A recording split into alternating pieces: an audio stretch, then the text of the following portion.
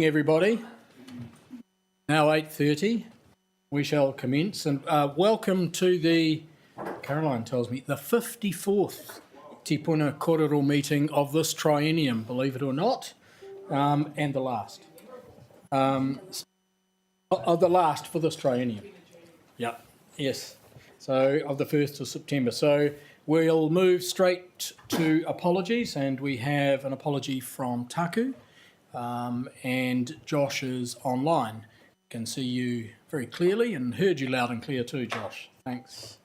All right, public forum. There's no members of the public here today. Oh, sorry, I've got to move Taku as an apology. Do I have a second? Yes, thank you, Jeff.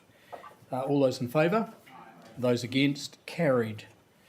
So public forum, let's move to conflict of interest declarations. Are there any today? I take it that as a no. We'll now move on to notification of extraordinary business, and there are no items that I've been advised of. And so that moves us to confirmation of minutes of the Tipuna Kōrero meeting of the 18th of August. I'm going to move those as a true and correct record. As a second, does anyone have any changes, corrections, questions? No. I'll therefore move them as a true and correct record. All those in favour? Those against? Carried. Thank you. That now moves us to item 6.1 on our reports, which is a proposed temporary road closure. I'm going to move it to get it onto the table. Thank you for seconding. So this is a road closure for events, and those events are listed. Does anyone have any questions of Ethel? Ethel? God, I'm going well. Sorry, Ethel. Anyone? Freudian slips, yeah. Yes, Izzy, Councillor Ford, go for it. Thank you, Mr. Chair. It's a question around the event. So mostly because Creek Fest is always run down at the park. So this time, judging by these road closures, it's now centred around the shopping mall. Is that correct? Can't hear you. Sorry. It's not on. Sorry, through the chair. It's along that section on Bedford Street. So, cool. Thank you very much. Thanks. Farfoy. Thank you. Ethel, so, regarding that space, does that include car parking too? My understanding, no, it doesn't. It's only for events. Yeah. So the car parking would be in the surrounding areas. Really? That'd be tough, eh? Okay. Any other questions? Is that normal to do that, Ethel? Depends on the event. Like, for example, Barefoot Triathlon Series, they've accommodated car parking within their site, whereas Creek Fest, it is quite a restricted small area, and so it's going to be like stalls and food carts and that sort of stuff. Right. Okay. Any other questions, councillors? If not, I'll move the motion. All those in favour? Those against? Carried. Thank you. That moves us to item 6.2, which is a council transport bylaw. And so these are regarding no stopping areas, and you'll recall that these are coming through, and there'll be a few more to come for the next council. So we've been doing this through the triennium. I'm going to move it to get it onto the table, seconded by Mayor Baker. Ethel, I mean, it's pretty clear cut. I'll let councillors go straight to questions. Mayor Baker? Thank you. With Pascoe Ave, how many car parks have we actually lost, and can we get any back in there? Because it says in here the last letter that's come through is the 5th of May, and we've had a lot more letters since then. Yes, Mayor. So to answer the first part, how many car parks have we lost? On the north side of Pascoe Ave, with the developments incorporating the new driveways and the crossing point, there was space for about 4 car parking spaces. So with the proposal, we're looking to not have any car parking spaces along that northern side.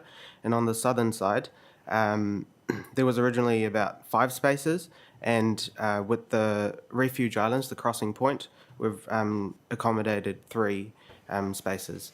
In terms of, is there more space? From a safety perspective, no, but my recommendation is based on the fact that Ngāti Toa Domain is vacant for most of the week, with the exception of weekends when there's sporting events and such. The second part about further comments received, I wasn't aware of any of those other ones apart from the comments received from the Residents Association. So.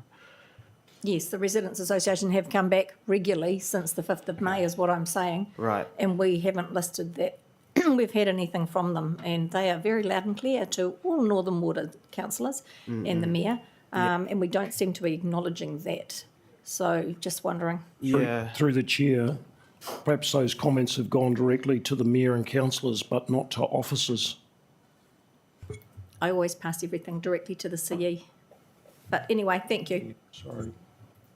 I have a question. So would we have done this any other way in hindsight, given the loss of the car parks and the displeasure that we've experienced through the Parramatta Residents Association? Absolutely. So our typical process is to have external parties, for instance, in this case, Kiwi Rail. They are required to consult prior to doing anything. But in this case, unfortunately, the work was done and then consultation done afterwards. So it wasn't best practice. So we'll be pushing for that to happen going forward. Can I also ask whether there were any discussions with the developer with regard to taking some space on the northern side so that car parks would have been possible on that side? I believe that hasn't been part of discussions as part of the development contributions with the developer. Or it hasn't been? No, Or has been? hasn't been. Through the chair, if you think of what was there previously, a motel, the water infrastructure is all in place.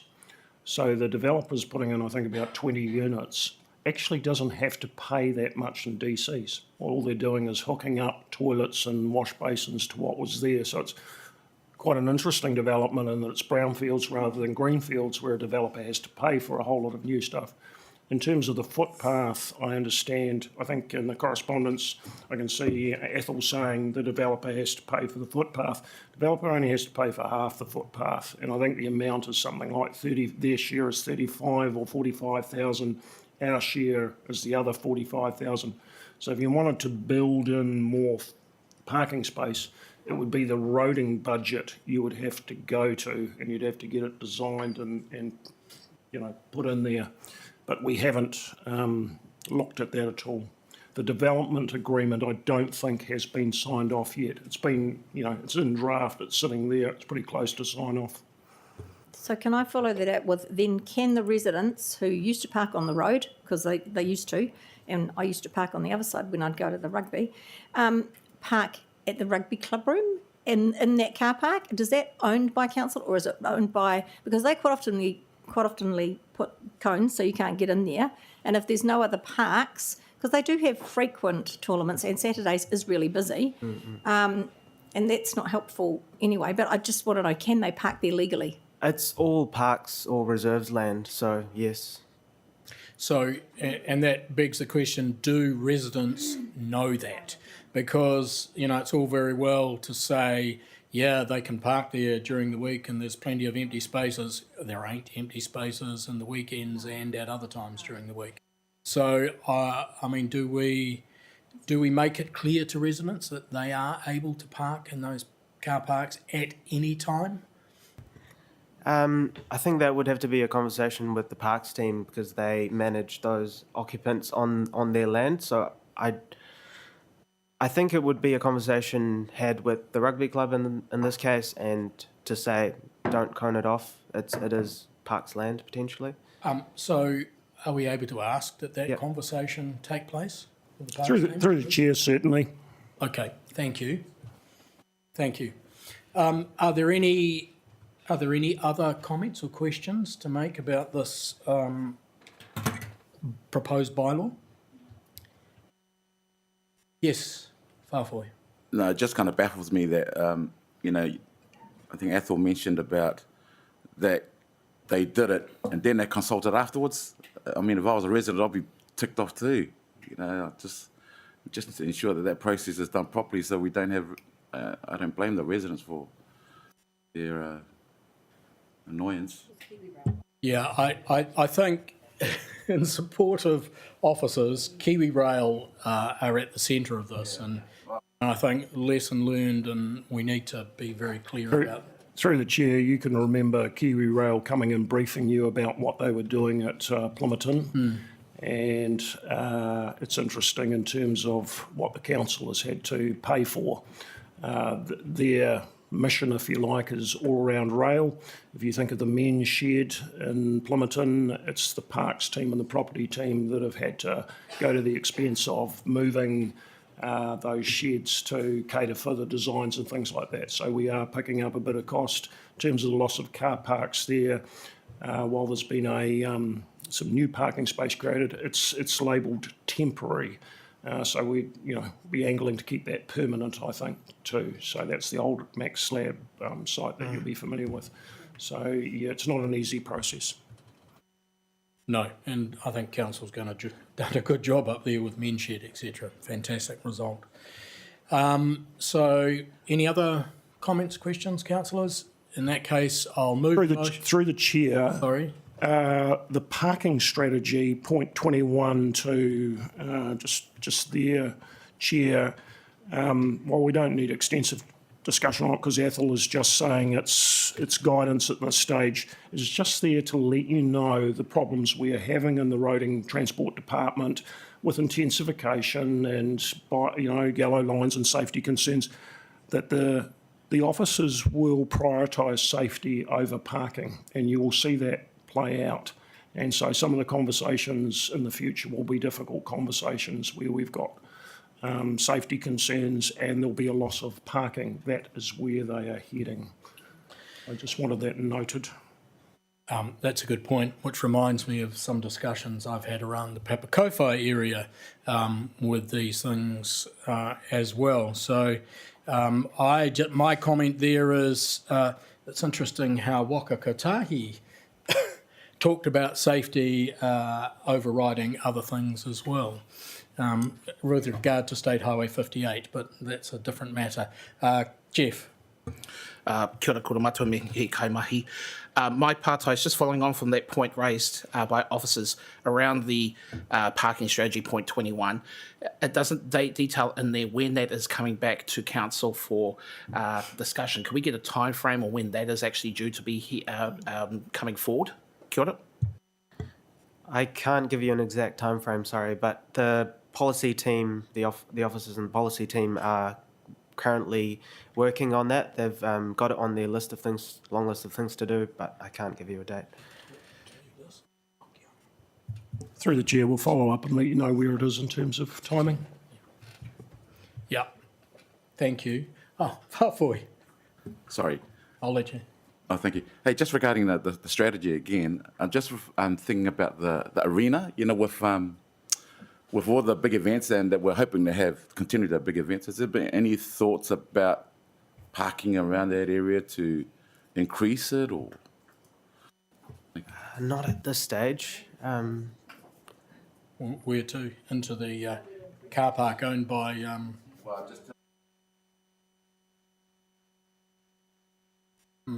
Okay, yeah, Harvey Norman, yes. All right, separate matter, but we'll... sorry, Nick, didn't see you. Through you, Chair, I can perhaps just add some substance to the two questions being asked. So with regards to the active transport strategy, that's being worked on at the moment, and it will come via workshop in the next round of council after the elections. So it's being worked on. With regards to parking, we are looking at the next financial year getting into a parking plan with all the changes that are happening around intensification, safety, we are about ready to start looking at what does it mean for the city. So it's a hard one, but we are recognising we need to start doing that preliminary thinking about what it needs to look like and change. So thank you, Chair. Thanks, Nick. So is that point 21 that you referred to just then? Parking strategy. Yeah, it's citywide. So we need to talk to the transport team about when they're ready. And So you're talking about 1, 2, 3 different things. So Active transport, strategy, citywide parking. citywide parking. Yeah, and they're the two key things at the moment that we'll be working on. And this is citywide parking. This is point 21. Just to be clear, that was all. Yeah. All right. Yeah. Thank you. Anything? Well, thank you, Ethel, for that. Any other questions, councillors? Any comments? No. I'll now move the motion. All those in favour? Those against? Carried. Thank you very much. We'll now move to item 6.3, which is our annual dog control policy and practices report. I'm going to move that to get it on the table. Do I have a seconder? Thank you, Kylie. Now, this is we know that this is a report. Do you want to come up, Suzanne? That we're required to deliver under the Dog Control Act. So, do councillors have any questions of Suzanne? Yes, Kylie. I can see you all rolling your eyes. No, absolutely not. I expected it. Thank you, Mr. Chair. If my questions can't be answered today, I'm happy for them to be emailed to me. That's cool. Just a couple of questions. Page 35, you talk about working collaboratively with Kāinga Ora and Te Ahuru Mōwai. What does that mean? Thank you, Councillor Weehappy. We have a common interest where we have Titahi Bay with Te Ahuru Mōwai, and that's more recent sort of development that they've taken those residents. So it's a high area of dogs, Titahi Bay, Elsdon, and we have worked collaboratively with them on a special case where there was mental health issues and we had to work to resolve that. So it's a good partnership and it just makes sense to strengthen those over the coming year. We're going to a meet and greet with them next week where they're going to meet the whole team and we'll nut that out. Thank you. So just following on for that, are these people that have dogs in their care? Okay, all right. The other question I had was in relation to, once I get there, in relation on page 39 to the 47 dogs that were euthanised. First of all, though, well done on having 52 rehomed. That's awesome, and there are some awesome things that are happening through animal control, and I appreciate over the last year you've had a lot of staff changes, so there's lots of positives to take out of it. Anyway, 47 euthanised dogs. I just want to talk about the by breed. I imagine that having to euthanise a dog purely by breed, even if they don't have a bad temperament, would be quite distressing. I just want to use the Wairarapa in Taupō as an example of mixed breeds, which they would call them, not necessarily pit bulls, because you put them in a pit bull category, all of a sudden they're men put them down. There are rehoming, there are councils in around New Zealand that do rehome mixed breeds, for want of a better word, to try and get around the legislation. So I just wanted to ask if that's something into the future, because I might not get the opportunity to ask these questions again, but if that's something in the future that we can look around and kind of get around that you're a pit bull, you're a pit bull, you're a pit bull, put you down even though you're not you're not aggressive, and that kind of thing, and because there are ways around it, wording, I think. But again, if it's a question you can't answer, happy for you to come back to me. I have been pondering on that, funnily enough, because it is a hard role for the officers to be put in. And to be honest, the pit bull is getting harder and harder to recognise in breeds, especially over, I'd say, the last 3 years. So what the Schedule 4 states is that it is predominantly pit bull. So I'm quite happy to go back and look at the stats, but I'm fairly certain that they are far and few between that are animal control and put their hand on their heart and say that is predominantly pit bull. So I think the breed is getting mixed over these years and it's diluting, and it makes it very difficult to just point that dog out as a pit bull. Yeah. Thank you. Fantastic, thank you. Thank you, Kylie. I saw Mike first and then you, Jeff. Right. Yeah, thanks. I've had a number of people in Titahi Bay complaining about rangatui and people taking their dogs on there. I just wonder what our policing strategy is as far as rangatui is concerned. Yes, thank you, Councillor Duncan. I have seen that bit of correspondence come through. So we have a plan to put that on our patrol run. We have a dedicated officer each week for Titahi Bay area, and that's going to be put on, and we plan to position ourselves at the bottom and educate dog owners about it. Thank you. Thank you. Jeff. Kia ora matua, and kia ora Suzanne, thank you for being here and thank you for the report. First question is a follow-up from Councillor Duncan, and it's regarding, I believe that this has actually been sent through correspondence already. There was an antenna request around this issue that did not seem to get reported to. Can I get an assurance from officers that they will follow that one up? And furthermore, can you please give some commentary as to how antenna cases are being followed up in general, especially with regards to Rangituhi Park and dogs on the area? Kia ora. Yes, thank you, Councillor Hayward. That was actually news to me, so I do want to follow that through with customer service to make sure there's no breakdown there. And definitely, it's on our radar, and we plan to do that education. Thank you. Thank you. Next partai is in point 12 of the document regarding the reduced fee category and the cost of inspection and incentivising. I note that, as the report says, the decrease in inspections has gone from 458 to 26.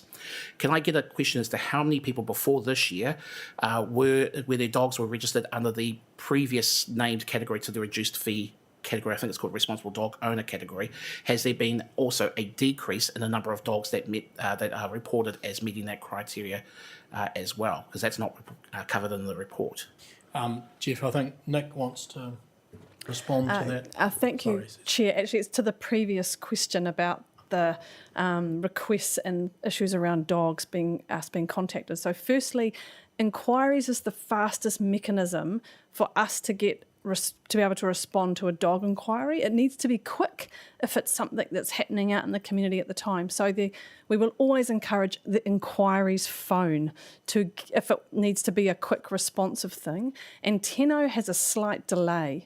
And so that's okay for something like that's a longer term or needs to be responded to over time. So if you can encourage people that you're talking to, if it's quick, inquiries is best. And Tenno is more a longer term thing. There's a slight delay, but nonetheless, it's the customer services team that manage what comes through Tenno.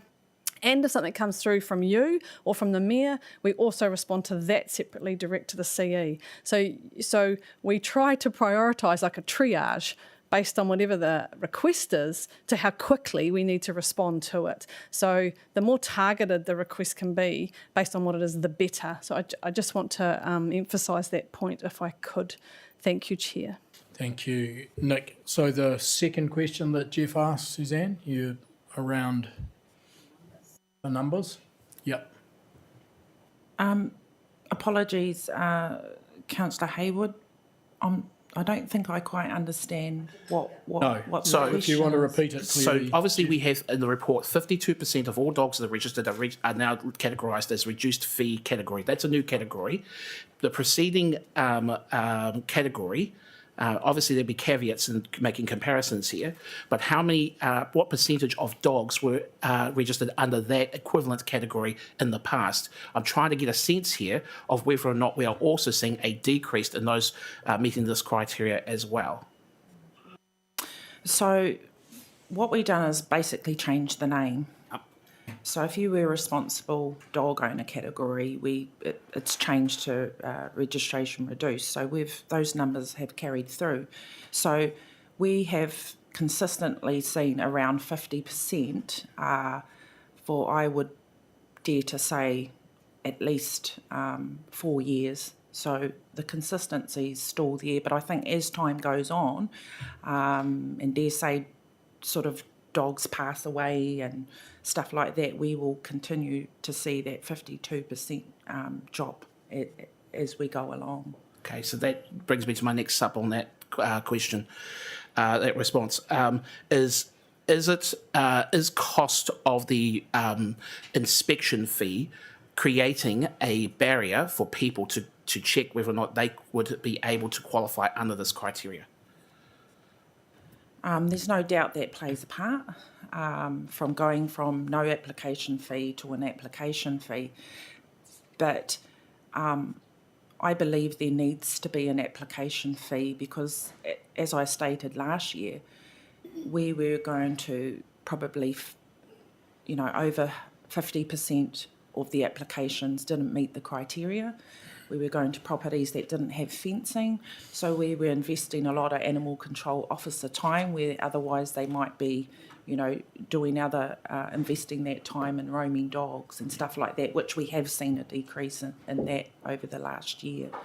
Yeah, thank you. Next question is regarding point 25 and just trying to get a breakdown of the 47 because I'm, again, a little bit in the dark about that. Can you give some commentary on how the process works for those families who have a dog that is impounded and due to cost they cannot meet that cost and the dog is then euthanised? What processes happen in place of that? Because obviously it is regrettable if individuals are putting in a dog because they can't afford the fees in that process. And perhaps as a subsequent question, it's also, can you give some commentary if there are individual families or dog owners who this happens more than once? Kia ora. Again, dogs cost. And part of being a responsible dog owner is ensuring that you can meet its needs, including its welfare, and there's a financial cost to owning a dog, and it's ongoing. And we do find some dog owners that haven't factored that in their ownership, and no doubt they have to make some hard choices at those times. But I am pleased to say that the majority of dogs that are good-natured and, we see, benefit in them going to a new home. We endeavour to do our best, and I'm proud of animal control officers for making that happen. Thank you. Nick, you want to... Yeah, thank you. Just through you, Chair, just to add to what Suze has explained, we do, in certain circumstances, and they're bespoke, negotiate payments plans. So we're not hard and fast. We will take the situation and the circumstance on its merits. We have a duty to be fair and consistent to people, but where there's a genuine case, we will, on occasion, look at how they can stagger a payment and make an agreement and a date. We have to be careful about how we manage that because we can't end up with a whole lot of dogs that we can't house because our pound has limited capacity. So there's a number of factors that come into it, Councillor. It's not just one thing, and we do try our best to reach make sure dogs are looked after well. Yeah, thank you, Nick. Just an example of that. The Dog Control Act says we must hold a dog for 7 days and then basically it's council property. We will talk with a dog owner, and we've held a dog up to a month. So we don't sit hard and fast on that. We try at all times. My philosophy is to be fair and reasonable, and when we see a need for that, that happens. Okay. Any other questions from councillors or comments? Whāwhoi. You're lucky, I was just about to... Thank you. Thanks, Suzanne, for that report. Just a question on the 24-hour service. Is it a local provider? Allied Security. Right. And do they do the same service that we do during the day, like they pick up, or how does that work? No, so animal control officers work the day shift, and then Allied Security come in the afternoon from 4:30.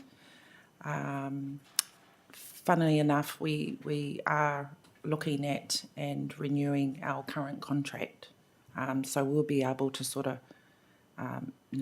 specify, in more detail what that requires to look after the animal control services after hours. Yeah. So that was my question regarding, do they provide the same service? Like, do they do pick up like our daytime people? Okay.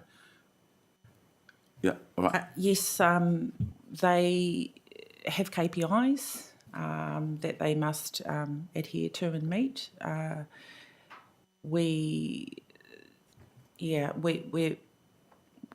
This is our first year with Allied, so it's new to the space and it's new to animal control. So we've sort of had to take stock about, how that's gone and what needs to be improved. And, we're fortunate that the contract is going to be put out for tender and we can sort of tighten those specifications for doing the job. Yeah. Just a couple more questions. In point 11, you talked about, like if you're owning 2 or more dogs, you said that generally neighbouring property owner consent is required.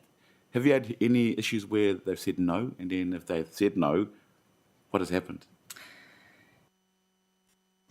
Yes, that has happened on occasion. What that means is the final word or recommendation is left with animal control. We do get some neighbours that just don't get on with each other, and it might necessarily not be something that the dog is causing or having an issue. And it's just lucky that the animal control officers work closely with these parties and we're able to identify when that is happening.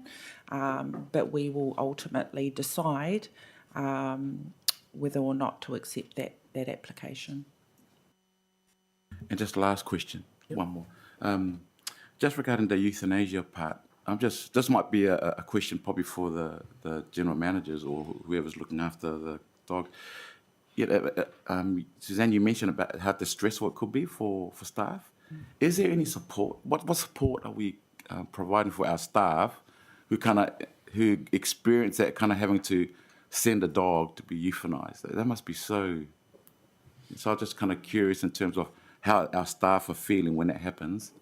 I'm sure our staff are not cold-blooded, but so it must be tough. So, health and safety question, Nick. Yep. Yes, through you, Chair. I think I'm probably better placed to answer that than Suze is. So it's a good point that you raised, Councillor, and firstly it starts with the recruitment process.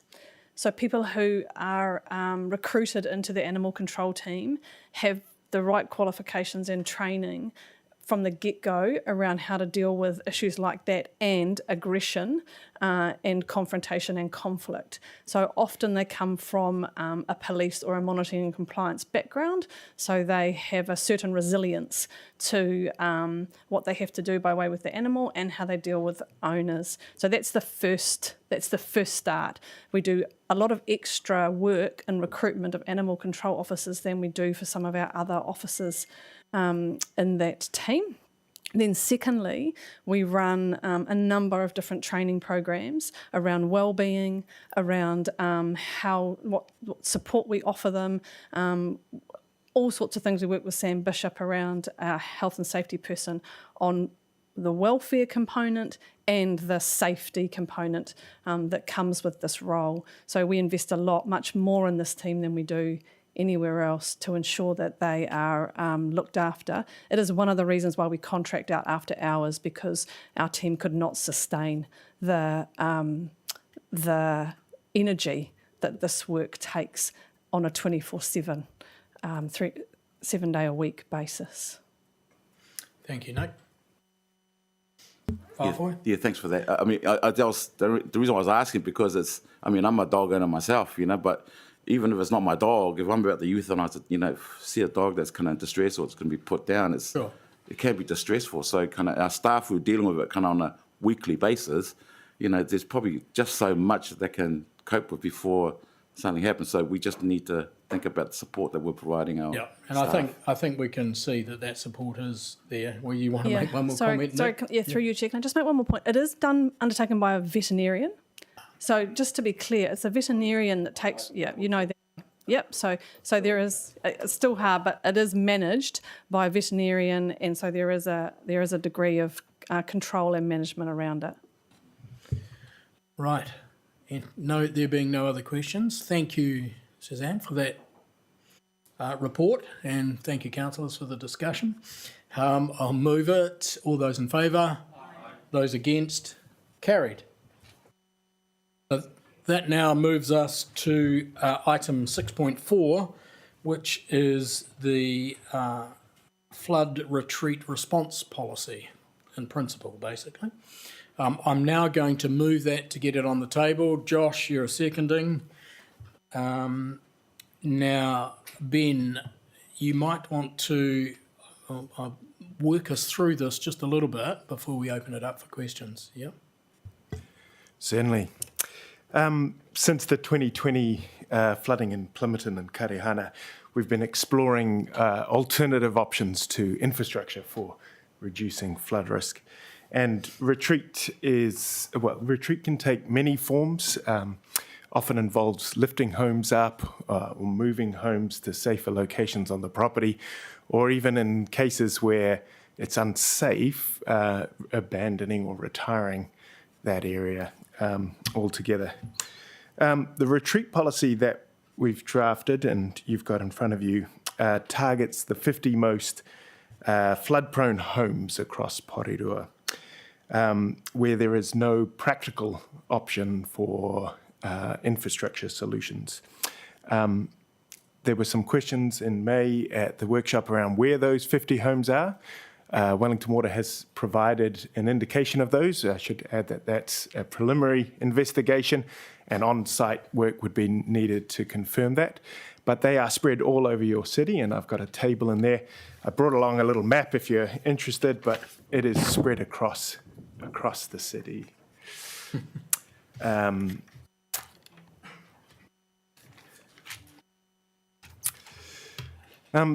So the policy would typically involve purchase of the home that is regularly flood prone.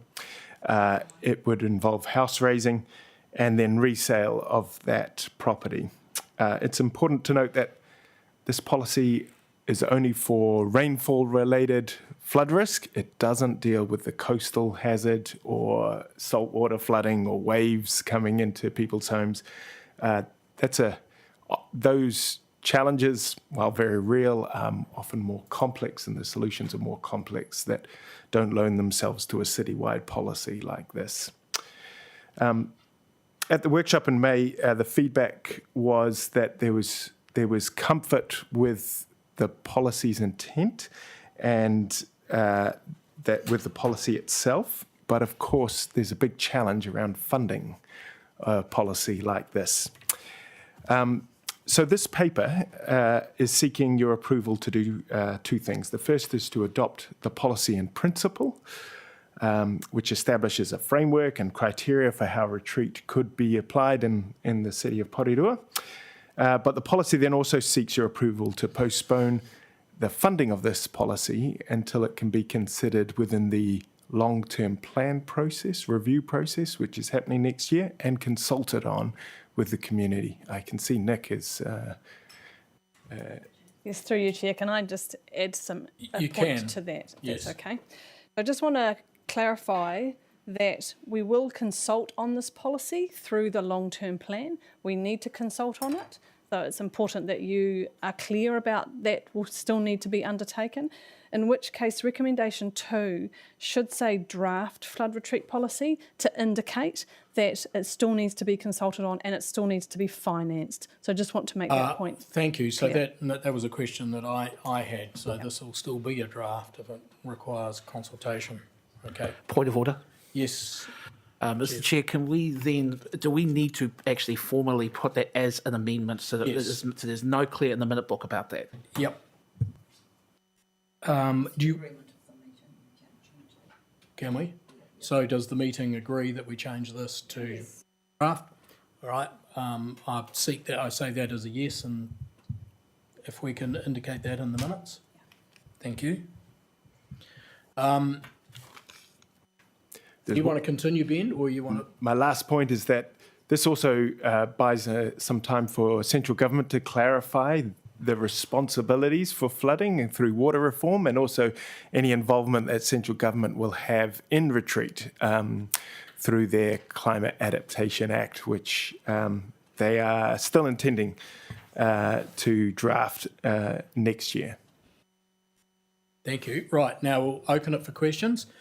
Mike, then Izzy, and I did forget you momentarily, Josh, but you're third. Yeah, thanks, Ben. Look, I note that the coastal erosion and saltwater funding isn't covered in this, but with the inundation that we've had lately, flooding isn't just the water coming through, it's saturation of land. And if you look at the slippages around the city, even at the new Kennyfrew Landing, I see the whole big apartment block there starting to look like it could get undermined. Is this going to cover that sort of thing as well, where there are slips involved?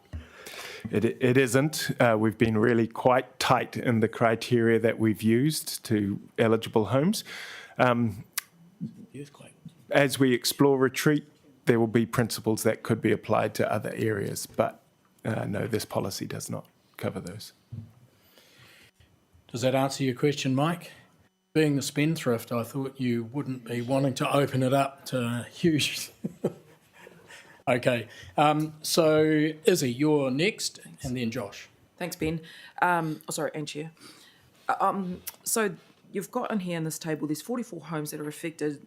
They must be on the council radar. What my concern is then, rain is happening all the time. We're getting flooding, ongoing flooding. We're likely going to have that up to and past the long-term plan being reviewed. What then does council do when we know that there's a big rainfall coming? Is it? The operational response for the management of our networks at the moment sits with Wellington Water. They do have a response in advance of heavy rain about clearing blockage-prone culverts. They often put the pump out at Karihana Bay still as well. So Wellington Water manage our operational response to heavy rain at this point. Thank you. As long as they're on the radar, though, is the main thing. So the flood-prone areas are, the individual homes are not, and I should add that these homes haven't been finalised as the most vulnerable 50, because we'd have to do on-site investigation. But some of them, in fact, some of them you probably already know that have regularly complained about internal flooding. And then my other question was just around point 13, where the long-term plan review becomes operative on 1st of July. Can you just remind me again, when do we go out for consultation on the long-term plan? Is it next year or the following? Where are we? No, It's the following year. year. The following year. Right. Yeah. 2024. Yes. So we go out for review then. It'll be sort of from February, March of 2024. Right. And then it becomes, because in this wording, I read it as the long-term plan review happens during that time, but it becomes operative then on the 1st of July 2024. Yep, so the consultation will happen in the lead up of 2024 to make sure that we get it adopted by that July date. And then the money goes straight. Okay. Yep. Right. Got it. If it's all approved. Okay. Thank you very much. All right. Okay, Josh. Cool, thanks.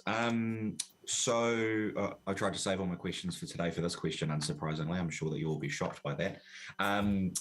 Initially, though, I'd like to note just a thanks to Ben and team for this. Overall, this looks really good. I'm really happy with it. And I think it reflects our workshop that we did on this really well. I just have a few questions around some specifics that would be good to clarify. So the first, we've touched on the fact that this doesn't cover saltwater erosion and coastal flooding. But Ben, could you just talk through what process are we going to go through to address those issues? And is it likely that there will be something in time for the next LTP process on addressing those issues specifically? In terms of the timeframe, very unlikely that we would have anything in place before for the next LTP. Coastal challenges are complex. They require consultation with multiple property owners. It really requires a community response. You're probably aware of the hotspots across our city that could be considered, and each of those would probably require a bespoke process that you would go through with that community. So it's not something that is the intention to rush into, and something that would need to be quite cautious and also go in with good faith and an open mind around how to engage with the community on.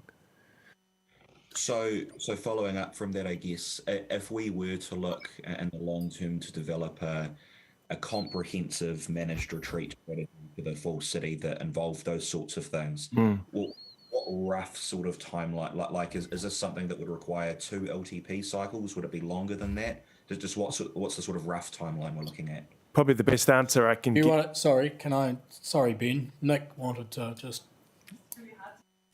Yeah. Oh, sorry, Nick. No problem. You're being quite successful, even though I'm slightly late. I am, thank you. So thank you, Chair. So just to add further to Ben's response on your first question, Councillor Trillin, the district plan has the identified hotspots of where the worst coastal effects are. So there's 6 of them. So that's at the moment where we're dealing with coastal hazards. Once the plan goes through its appeal process and becomes operative, that then becomes where that hazard is clearly identified. From that point, we will start working with those communities, and we are assessing based on what's been done around the country and the MFE guidelines around how to work with each of those communities to decide what will happen at each place. So that is our trajectory. Now, it's likely that if the appeals process goes well for the PDP, we may have an operative new plan in 2024, late at best 2025, if we get a big appeal going through. But we can make parts of the plan operative that are resolved and not an issue, and other parts that are appealed to carry on. So it's a bit determined by that. Then at the same time, the Environment and City Planning team and the Climate Change team will be looking at what is the tool and the mechanism to work with that community to decide what is the best response. Is it engineering response? Is it a retreat response? And that will take a number of years potentially. So I think we'll be looking at 2 LTP cycles comfortably before we start looking at funding around how to manage the 6 hotspots we have in the city. So that's the first. So I think I've answered the 2 questions actually in the one. Yeah. Thank you. Yeah. That answers that really well. Thanks very much, Nick. I do have a couple of other questions. Carry on, Josh. Next, I just wanted to ask, so the report identifies there are the 44 key at-risk properties, and there are 46 others that meet some of those criteria, I think, but aren't fully there. Could I just clarify, for people within those 46 properties, would they still be eligible for this if they did apply for some sort of funding to help them out here and are just less of a priority, or would they not qualify at all? So the criteria is really focused that you need to be at risk of having flooding internal to your home above floor level in a 20-year flood event or less. And the 44 are ones where Wellington Water has reasonable confidence around the floor level and the flood risk on that property, that they would fall into that category. But there's 46 where they potentially could also fall into that category, but Wellington Water doesn't have any information on the floor level. So there is further investigation that needs to be done. If this policy is adopted through the LTP, there would be site survey undertaken and confirmation around all of those risks. And of course, it would be open to anyone who has been flooded in a 20-year event that is clearly meets that same criteria, even if they weren't picked up in the modelling process. Cool, thank you. And just noting that of the 44 that we've identified at risk, I don't have those numbers right in front of me. I think it was almost half of them seemed to be in eastern Porirua, in particular Waitangarua and Cannons Creek. And I just wondered if, are there opportunities for, well, sorry, this is two parts. One, do we know if those properties that have been identified, are they tightly clustered together? And if they are there any opportunities through this for a sort of joined up approach where it might be a bit cheaper to address a series of properties that are all potentially bordering each other, or are they a bit more spread out? There are some small clusters of 3 or 4 homes in eastern Porirua, particularly if you think about those dips in Warspite, isn't it? Yeah. And so, yeah, there are potential, and we are, of course, also working with Kāinga Ora through their development, and some of the properties that were identified as flood prone are not on that list because Kāinga Ora have plans to address them through infrastructure solutions. Mm. Okay, cool. Thanks. So I've just got a couple more. I'll get through these quickly.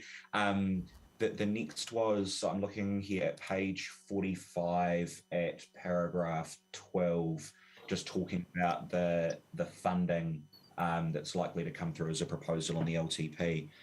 Obviously, that's a while out. Do you have any idea at this stage from the work that you've done of the type of proposal that we're likely to see here and the ballpark sort of impact on rates that we're likely to going to need to consider? Or is that work still very much to be done? The challenge, of course, is that how much does the homeowner contribute? And there's that tension between we want homeowners to take up the policy, but that cost, how do we fairly share that cost between council and the homeowner? So that is a tricky question to answer, and one night we'd have to work through at this point. I couldn't answer at this point. You want to... Yeah, through you, Chair, just to emphasise, there's a multitude of dynamics that play out, and this is where the MFE guidance is trying to help territorial authorities work it through. So you have to look at the public good and where roads, etc. exist and where it's a private responsibility.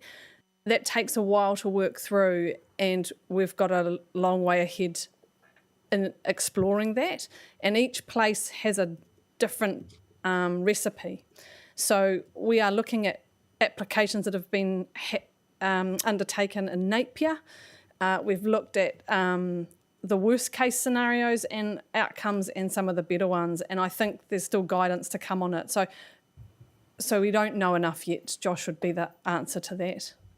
And we are also waiting with bated breath to see if central government will play a role in financing or assisting in this space as well. Okay, cool. And that actually flows quite well through into my next question. So this is actually looking in the report document itself. So I've got this at page 51 on diligent. I think it's page 5 of the report document at item 7. It references that discretion is given to the chief executive to give full or partial funding and on each of these. And I just wanted to clarify here, will there be an opportunity to tighten that up or develop a more specific amount that people would be entitled to based on what the eventual allocation on the long-term plan for this is? Or is that sort of broad, full or partial likely to be left in to give more discretion on a case-by-case basis? It's a citywide policy. There will need to be some discretion in there. What the policy seeks to do is be really tight around criteria and eligibility, so people have confidence about whether they could qualify or otherwise. But at this stage, we need that discretion to allow for the wide range of potential approaches that would need to be taken for a citywide policy like this. Okay, cool. And sorry, and this is my last one. Could you? And I was just trying to think back to the workshop, and I can't remember if we discussed this in detail or not. But one of the key criteria there is exposure to a 1 in 20 year flood. Could you just remind us why it is that we've used that as our threshold? Is that based on sort of central government advice? Is that something we've picked for ourselves? How have we landed there? We've landed there for a couple of reasons. The first is that some work that was undertaken under the Deep South research grants by Belinda Story identified that a 20-year event is, according to actuary science, the threshold by which insurance is just not financially sound for an insurance company to provide at that point. There are reasons why the insurance companies may still provide insurance, but that seems to be the line, and it seems to be the line that has been drawn internationally. The second is that we needed to draw a line somewhere to be really clear about when it would be considered and when it wouldn't, and to target those most vulnerable homes. So the 20-year seemed to be a sensible line to be drawn from that reason as well. So just thanks, and just flowing from that. So we're comfortable that properties that might be flooded by other flooding events that's outside that 20-year time frame will be protected by insurance. So there aren't going to be any gaps here. Is that what you're saying? It's seeking to close the gap. We have no control over the insurance market. They will do what they want to do. But this policy doesn't seek to tackle all flooding across the city. It seeks to target the most vulnerable. Where that line is drawn, yes, could be changed. But this does identify the most vulnerable homes, the 50 most vulnerable homes across the region. Thank you, Ben. Cool. Well, Thanks very much. That's me. We'll Thanks, move on. Kylie, you had a question. I had a few questions. Not as many as Josh, I Councillor hope. Trillin asked some of my questions, so thank you for that. Just going back to the risk, what Councillor Ford was saying, as we see more and more rainfall over the years, and obviously we don't have a crystal ball, but attacking this over and beyond 2024, what is the risk between now and then? And naturally, I'm really concerned about the numbers that are in Waitangirewa and Cannons Creek. With Kāinga Order, yep, that's fantastic, but I assume that some of these are also privately owned, is that correct? I don't know the ownership status of these homes. Okay. What is the risk to these property owners? How many are going to be uninhabitable over those years if we're not going to be able to do anything beyond 2024 purely because of money? Because with the Karihana one, we found money for that. So I would think that in years to come, we would look at that.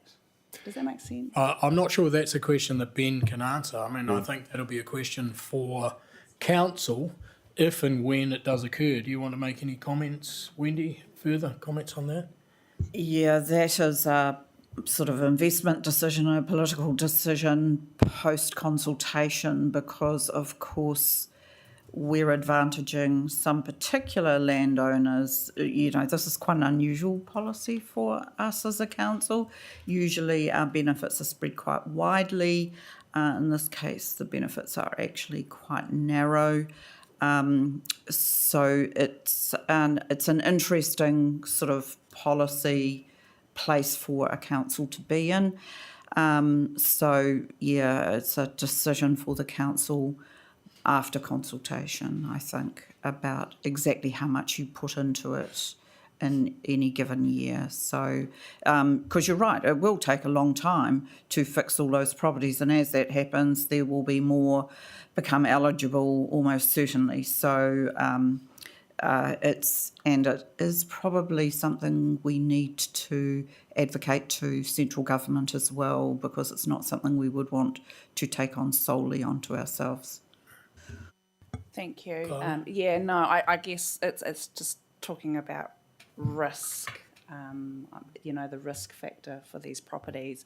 And I understand that we have to, rally central government and all that kind of thing. But my concern is that the private-owned properties will be left behind. And to me, that's not really great.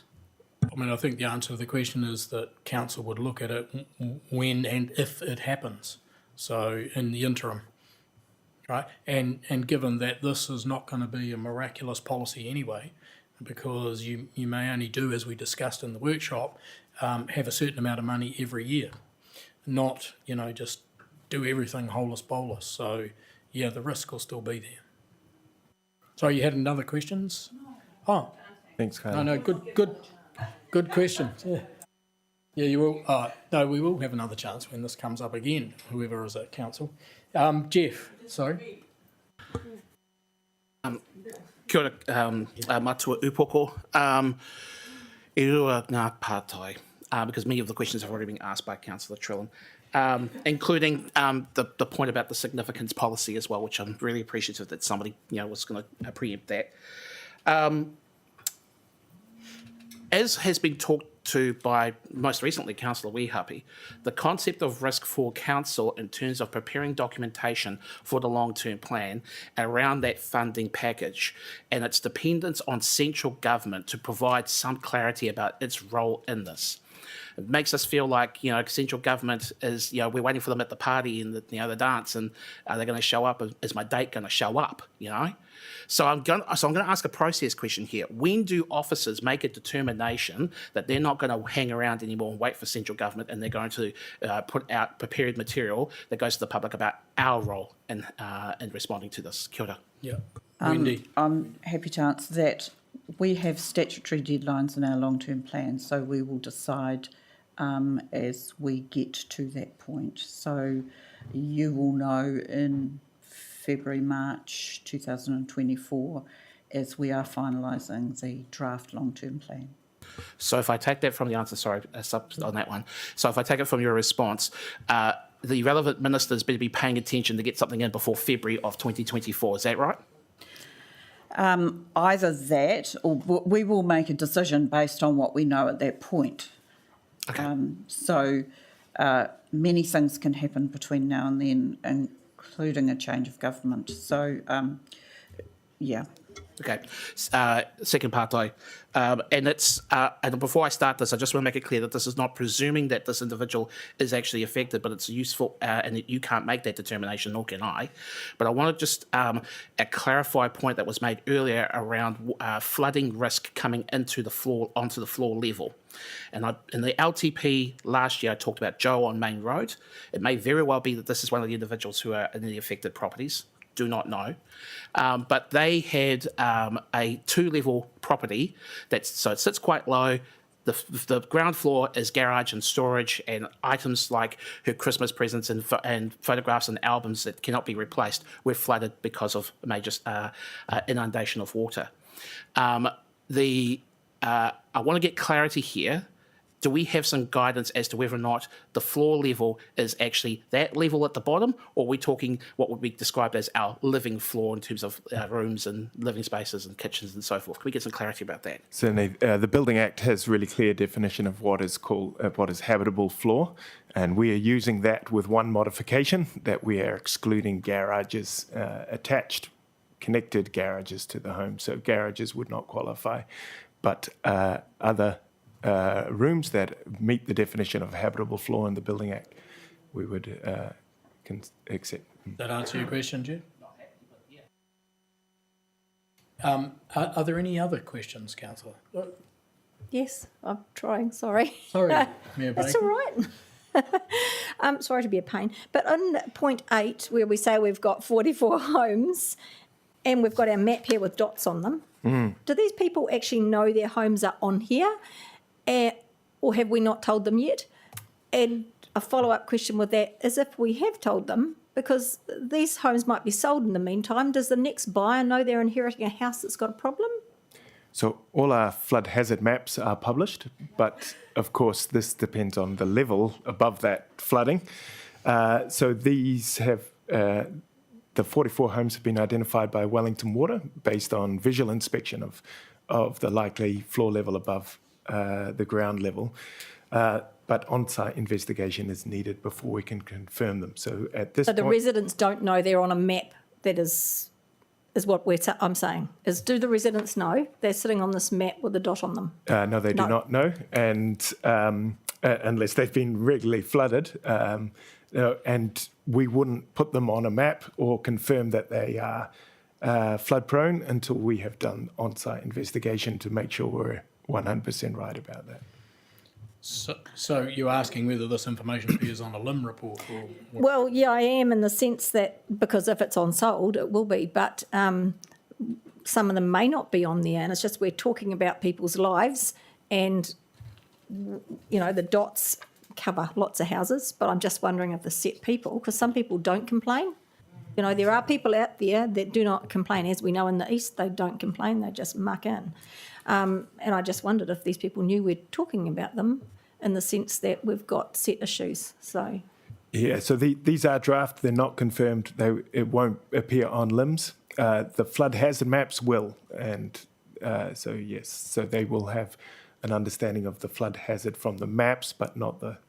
So follow-up question, and you may not be able to answer it straight away. Do all these properties actually appear on the flood maps? Because some people are flooding and they may not be on a flood map because that water's coming from a hill or something. So is that correct or not? So Wellington Water has used the flood models and the maps to identify these properties. So currently they all are there, but there will be properties outside of where they have modelled, which may also meet that criteria. Okay, thank you. And Nick, do you want to add something? Yeah, can I just add, right now the way the process works is, as soon as the flood maps are confirmed, and you've invested a lot in allowing us to do basically the flood maps for the city, which are embedded in the district plan, they get given to the LIM officer as soon as they are confirmed. And even when they're in draft, they are available to the LIM officer. So we make sure that the LIMs are really comprehensive. Now, that's okay if someone's looking for a property or looking at a property and is diligent about that. Now, the other pathway is if someone wants to do some work on their property and they're applying for a consent, that is where they get picked up by the building consent or the resource consent. Now, a building consent at the moment, if there's as you know, if there's a flood hazard, issues a Section 73, which is where we highlight and make it very clear on the LIM and the property that there is a potential flood risk. That at the moment is the main way that people will be informed. But this emphasises why the consultation element into the LTP on this policy is really important. We were reluctant to put a map with properties on it for this very reason. We have done that because you asked for it, but we've tried to be very careful about the privacy of those people, because we recognise we need to do much more work with targeted letters to them, with a city-wide consultation with the flood map, so that that can be brought out in a managed and controlled and respectful way for those owners who don't know. So thank you. Okay, follow up. We haven't completed all our flood studies though, have we? We haven't done the whole city yet, have we? Is that my understanding? I didn't think we'd done Whitby yet.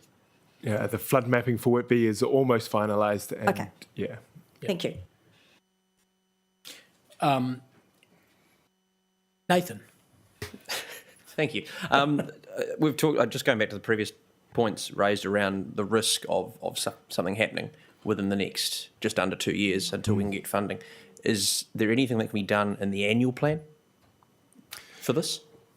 So this policy is seeking to broaden the tool set to address flooding, but the financing for all of that is dependent on how on the annual plan and the long-term plan. So that would have to go through a different process.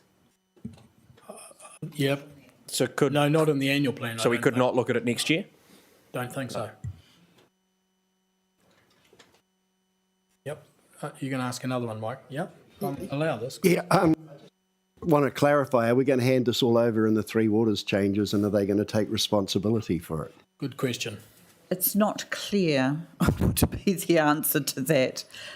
So there's still some debate about where flooding, etc., will sit under the new regime.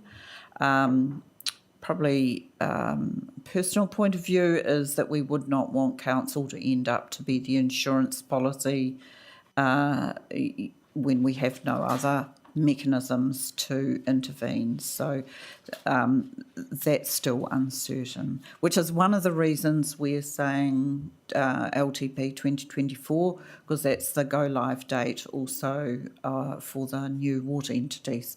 So everything will need to be clarified by that point. So an additional question to that then is, it begs the question then, so we may or may not have to consult, because it may not be under our purview as a council. I think we'll be doing something, would be my guess at it, but it does give us the opportunity to alter this policy, knowing what government's intentions are. So so we are approving a draft policy which will go out for consultation, but could change before it goes out for consultation based on what happens within government and government departments, etc. Yes? We would certainly bring that back to you. And that would come back to beforehand. us or to whoever is in council at that time. One of the reasons for doing it now is to give a clear indication to the water entity that this is our policy intent going forward. So that's why we are keen to do it now rather than delay the whole thing. Yeah, I agree, and I think, councillors, that is a good move. It's a good move on our part to make sure that, you know, we embed this as much as we can so that it is carried forward under whatever guise. So, Josh, you have another question? Yeah, sorry, and I was just following up from the questions from Mayor Baker before around when people are going to be notified. And so I wonder if specifically for these 44 homes, and to be honest, actually even maybe the other 46 as well that have been identified as potentially covered, when will they be notified? And is it possible for us to actually send out an initial notification early and now, saying we've done this initial work, your property has been identified as potentially at risk, this is what the work program looks like, if there's anything council does, it's going to come out of the next long-term plan, but we have identified this, you may want to do something now, because I think those homeowners will want to know as soon as possible, just for if they want to make their own decisions. And I don't want to be in a position where we have bad flooding next year, one of these or more of these houses is severely damaged by that flooding, and then it turns out, well, actually, council had identified that these homes were at risk and we hadn't told them. We'd have to come back to you with the operational details around that, because it's quite, as Ben has already pointed out, there's quite a lot of work to do to make sure of those. As I understand, all of them are in the flooding zone, so they, you know, have some knowledge of that, and many of them may have been flooded in the past, so it won't be a complete unknown to them that their homes are at risk.